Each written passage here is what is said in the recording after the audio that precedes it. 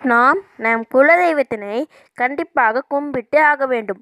அவ்வாறு குலதெய்வத்தினை வணங்காமல் வேறு எந்த கோவிலுக்கு சென்றாலும் எந்த தெய்வத்தை வணங்கினாலும் எந்த பலனும் கிடைக்காது.